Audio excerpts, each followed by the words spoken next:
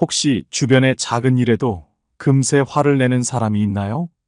그 사람이 여러분의 친구일 수도 있고, 직장 동료일 수도 있고, 혹은 가족일 수도 있습니다. 아무리 사소한 일이라도 말이죠. 그냥 지나칠 수 있는 상황에서 갑자기 화를 내고 주변 사람들을 불편하게 만드는 사람. 우리는 이런 상황을 얼마나 자주 겪고 있나요? 사실 우리 대부분은 이런 욱하는 사람에게 어떻게 대처해야 할지 몰라서 당황하게 됩니다. 그들의 화에 휩쓸리거나 혹은 그들을 진정시키기 위해 지나치게 양보하곤 하죠. 하지만 오늘 이 영상에서 여러분에게 화 잘 내는 사람을 현명하게 다루는 방법을 알려드리겠습니다. 더 이상 그들의 감정에 휘둘리지 않고 오히려 상황을 주도할 수 있는 비법이 있습니다. 그렇다면 이제 화를 잘 내는 사람들의 공통적인 특징들을 먼저 알아보겠습니다. 이들이 왜 사소한 일에도 크게 반응하는지, 그리고 그들의 행동 패턴을 이해하는 것이 어떻게 도움이 될 수 있는지 함께 살펴볼까요? 첫 번째로 작은 일에도 과하게 반응하는 사람들입니다. 여러분도 이런 사람 한 번쯤 겪어보셨을 거예요. 예를 들어 친구와 대화를 나누다가 아주 사소한 농담을 던졌을 뿐인데 갑자기 얼굴이 붉어지며 화를 내죠. 이게 그렇게 화낼 일이야? 라고 생각할 정도로요. 이런 사람들은 사실 사소한 일이지만 마치 자기 존재를 위협하는 큰 공격처럼 받아들여요. 그러니까 말 그대로 작은 불씨에 온 집이 다 타버린 격이죠. 자존심이 조금이라도 상처받는 순간 그들은 공격적으로 반응하면서 자신을 지키려고 합니다. 그들의 화는 일종의 방어 기제라고 볼 수 있어요. 하지만 그 방어가 너무 과격해서 주변 사람들까지 지치게 만들죠. 두 번째는 비난의 화살을 돌리는 습관이에요. 이런 사람들과 있을 때는 여러분이 뭔가 잘못하지 않았는데도 마치 여러분의 탓인 것처럼 느껴지는 경우가 있죠. 예를 들어 친구와 함께 약속 장소에 가는 도중 친구가 길을 잃었어요. 그런데 그 친구가 갑자기 네가 제대로 알려줬어야지. 라고 화를 냅니다. 이런 경우 그 사람은 자신의 실수를 인정하는 것이 두려워서 남에게 책임을 돌리는 겁니다. 왜냐하면 자신의 실수를 인정하는 순간 자존감이 무너질까봐 겁이 나는 거예요. 그래서 스스로를 방어하기 위해 화를 내며 남을 비난하는 거죠. 사실은 자신을 보호하려는 방법이 서툰 것일 뿐입니다. 세 번째는 감정 기복이 심한 사람들입니다. 예를 들어 가족 모임에서 다 같이 즐겁게 이야기 나누다가 갑자기 어떤 한마디에 기분이 확 나빠져서 분위기가 싸늘했던 적 있나요? 이런 사람들은 자기 감정을 통제하지 못해요. 방금 전까지 웃고 있다가도 작은 자극에 쉽게 휘둘리고 그 감정을 주체하지 못한 채 폭발하는 거죠. 마치 끓어오르는 냄비의 뚜껑이 갑자기 열려 증기가 한꺼번에 확 튀어나오는 것처럼요. 이런 사람들과 함께 있으면 분위기가 순식간에 얼어붙어 당황하게 되죠. 그들은 본인도 모르게 감정에 휘말리기 때문에 주변 사람들도 혼란스러워지기 마련입니다. 마지막으로 통제 욕구가 강한 사람들입니다. 이 사람들은 자신이 계획한 대로 일이 흘러가지 않으면 화를 냅니다. 예를 들어 집안에서 무언가를 하려고 계획해뒀는데 가족들이 그걸 무시하거나 엉뚱하게 행동할 때 그 사람은 갑자기 화를 내며 왜? 내 말대로 하지 않았어? 라고 크게 소리치죠. 이런 사람들은 자신이 통제하지 못하는 상황을 두려워하는 겁니다. 회의나 중요한 결정을 내리는 자리에서도 자신의 의견이 반영되지 않으면 화를 내면서 상황을 통제하려고 해요. 마치 자신이 모든 것을 장악하지 않으면 불안해서 견딜 수 없는 것처럼요. 그들에게는 그 통제권을 잃는 순간이 바로 세상이 무너지는 순간과도 같습니다. 결국 이런 사람들은 자신을 방어하거나 불안을 통제하기 위해 화를 내는 겁니다.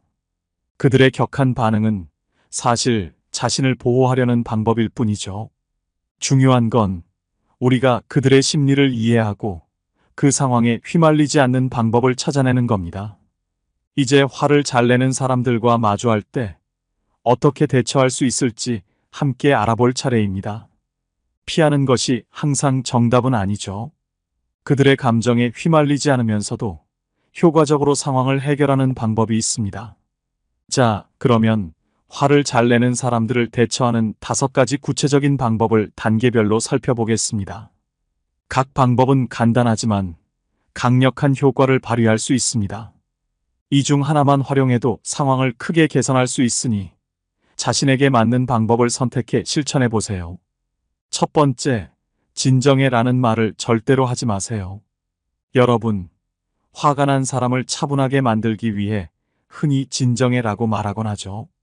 그런데 이런 경험 있으신가요? 상대방에게 진정해라고 말했을 때 오히려 더 크게 화를 냈던 적이요. 사실 이 말은 상대방을 더 자극할 수 있습니다. 진정하라는 말은 마치 그 사람의 감정을 무시하거나 그 감정이 잘못된 것처럼 느껴지게 할 수 있거든요. 그 순간 상대는 더 크게 반발하게 됩니다. 예를 들어 친구와 대화 중에 무심코 던진 말 한마디로 친구가 화가 나서 목소리를 높인 상황을 떠올려 볼까요? 여기서 만약 여러분이 진정해라고 말한다면 그건 마치 그 친구의 감정이 과장됐다는 듯이 들릴 수 있어요. 그러면 어떻게 될까요? 그 친구는 더 화를 내며 대화는 완전히 꼬여버리죠. 진정해라는 말은 불에 기름을 붓는 격입니다. 이럴 때 어떻게 해야 할까요? 가장 중요한 것은 상대방의 감정을 인정하면서도 감정적으로 휘말리지 않는 것입니다. 이때 사용할 수 있는 효과적인 방법은 차분하게 이렇게 말하는 겁니다. 내가 너를 화나게 했다면 미안해. 그런 의도가 아니었어. 네가 힘들어하는 것 같은데 그 부분을 좀 더 이야기해 줄래? 특히 그 부분을 좀 더 이야기해 줄래? 이 한마디는 상대방의 감정을 인정하면서도 대화의 방향을 차분하게 돌리는 방법입니다. 상대방의 감정을 인정하고 이야기를 풀어나가도록 유도하는 거죠.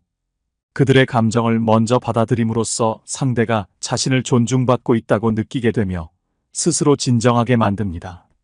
심리학적으로 화가 난 사람은 자신의 감정이 무시당할까 두려워합니다. 그래서 진정해 같은 말은 오히려 그들의 감정을 깎아내리는 것처럼 들릴 수 있어요. 반대로 그들의 감정을 인정하고 대화를 이어가면 그들은 차분해질 기회를 얻게 됩니다. 퇴계 이황은 말했습니다. 자신의 마음을 다스릴 줄 아는 자가 남의 마음도 다스릴 수 있다. 여러분이 먼저 차분함을 유지하고 상대방의 감정을 존중하면 결국 상황을 주도하게 됩니다. 좀 더 이야기해 줄래? 이 한마디를 던졌을 때 상대방은 내가 무시당하지 않고 내 이야기를 들어주려 하는구나 라고 느끼면서 감정이 서서히 가라앉게 됩니다. 결국 감정적으로 휘말리지 않고 차분하게 대응하는 것이야말로 화를 잠재우는 가장 강력한 방법인 거죠.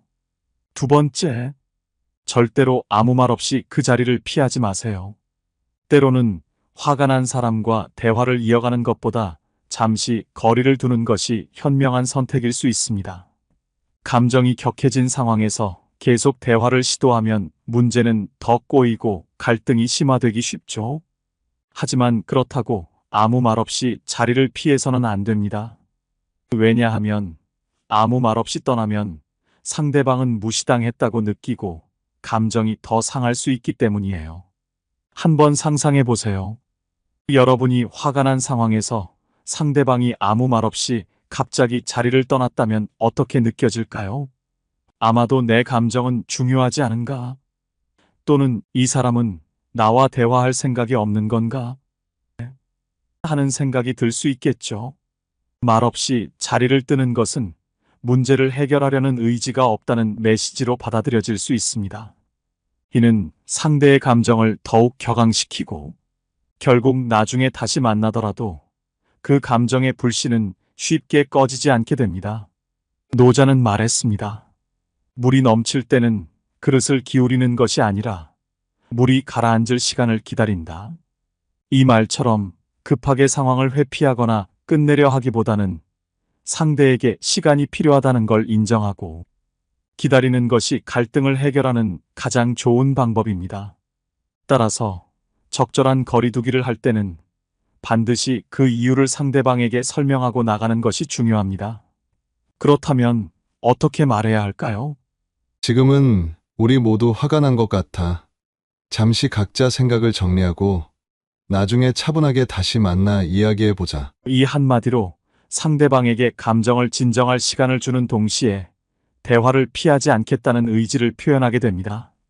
심리학적으로 화가 난 사람은 자신이 통제할 수 없는 상황에서 더 큰 감정 폭발을 일으키기 때문입니다. 그래서 대화를 회피하는 것처럼 보이지 않도록 감정을 인정하고 시간을 갖자는 의도를 명확하게 전하는 것이 중요합니다. 결국 말없이 떠나는 것과 달리 상대방에게 그 이유를 설명하고 나가는 것은 상대의 감정을 존중하면서도 상황을 이성적으로 풀어나갈 수 있는 첫걸음이 되는 것이죠. 세 번째, 감정을 환기시키세요. 여기 작은 회사를 운영하는 사장님이 있습니다. 평소엔 차분하고 침착하던 그가 어느 날 회의 중 갑자기 폭발하듯 화를 내기 시작했습니다. 직원들 모두가 깜짝 놀랄 만큼 그의 목소리는 사무실에 울려 퍼졌습니다. 왜 이런 식으로 일을 처리하는 거야? 분위기는 순식간에 얼어붙었죠. 직원들은 겁에 질려 말을 잃었고 모든 이의 시선이 그 사장에게 쏠렸습니다. 그때 팀장인 박 과장이 천천히 다가가 사장과 마주한 후 한마디를 던졌습니다. 사장님, 오늘 무슨 안 좋은 일 있으셨나요? 기분이 많이 안 좋아 보이십니다. 이 말이 나오자 사장은 한동안 말을 잇지 못했습니다. 여전히 분노가 서려 있었지만 그 한마디가 서서히 그의 마음을 풀기 시작했습니다.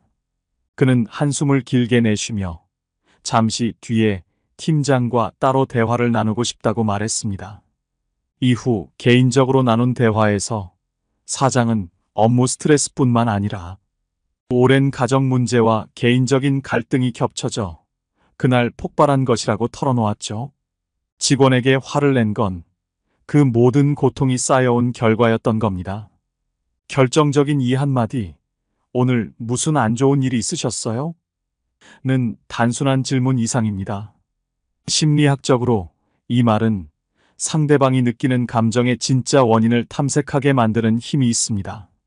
화를 낸 그 순간, 그 사람은 자신이 왜 그렇게 감정적으로 반응하는지 정확히 인식하지 못합니다.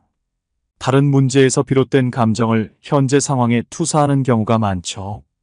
이를 전이된 감정이라고 합니다.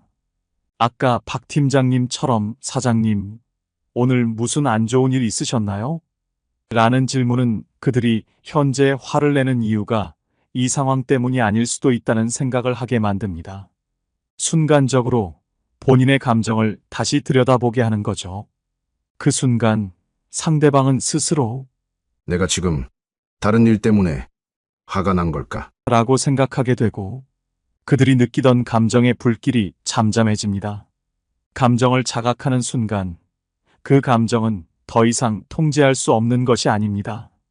오히려 그 힘을 잃게 되는 것이죠.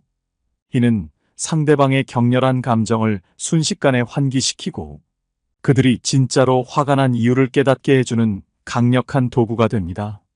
율곡 이인은 말했습니다. 감정이 일어나거든 그것을 따르지 말고 깨달음으로 그것을 다스리라. 그들의 감정을 바로잡으려 하지 말고 스스로 깨닫도록 도와주는 것이야말로 감정을 잠재우는 핵심입니다.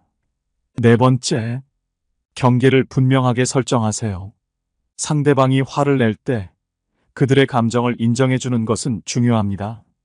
하지만 무조건 공감만 하다 보면 나 자신의 감정이 무시될 수 있죠. 따라서 상대방의 감정을 존중하면서도 내 감정을 보호하는 것이 중요합니다. 이럴 때는 이렇게 말할 수 있습니다. 네가 화나는 건 충분히 이해해. 하지만 이런 방식으로 이야기하면 나도 불편해. 이 한마디는 상대방의 감정을 존중하면서도 그들이 더 이상 선을 넘지 않도록 자신의 감정과 경계를 명확히 표현하는 방법입니다. 심리학적으로 경계를 설정하지 않고 무작정 상대방의 감정에 휘말리면 상대방은 그 감정을 계속해서 표출하려고 할 수 있습니다.